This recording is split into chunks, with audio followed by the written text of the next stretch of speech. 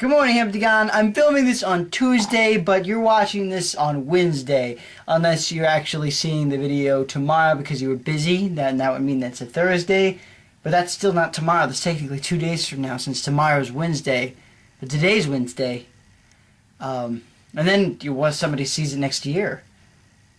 It's some point in the future. Making videos happily on the Fateria Island, on the Fateria Island.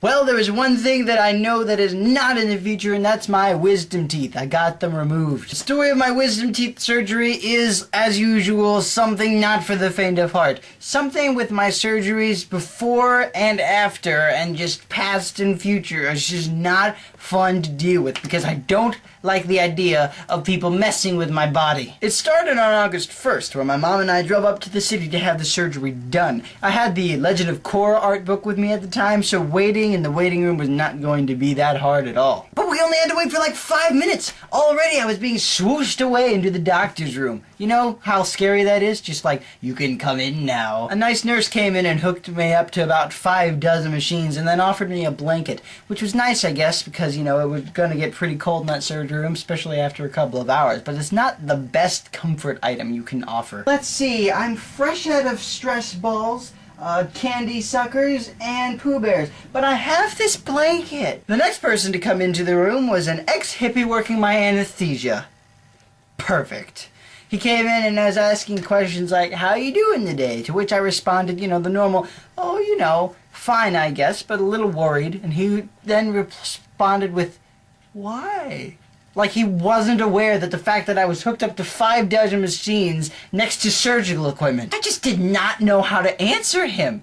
He then proceeded by telling me that everything was going to be fine, and then stuck an IV into my hand. It wasn't an easy process to do that either. First he had to find exactly where the right place to stab me was, and then he had to stick it in and the water wasn't flowing in right, so we had to jerk it around to make sure that it was going to flow perfectly. This then managed to freak me out. I'm serious. I was so freaking scared. I was breathing real big.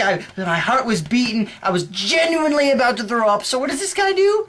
He doses me via the IV with alcohol, full ounce of it. After a few silent prayers and probably that dose of alcohol, I was able to calm down. But, probably, again, due to the dose of alcohol, everything started kind of swirling around. This guy hadn't even given me the anesthesia yet. When he finally did, I went down for about an hour while doctors came in, the dentist removed all 4 of my wisdom teeth.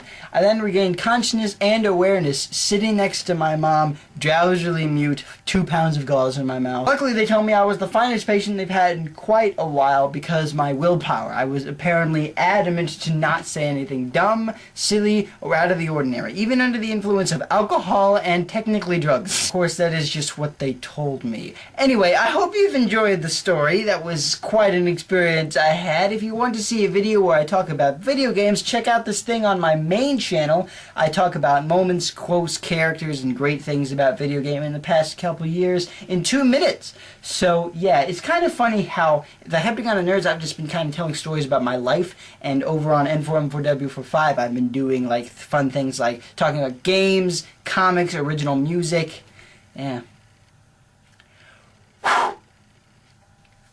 That alone is going to take me about 10 minutes to edit. Day of the day you leave for York is coming sooner and sooner, so until that day comes, keep packing, and I will see you tomorrow.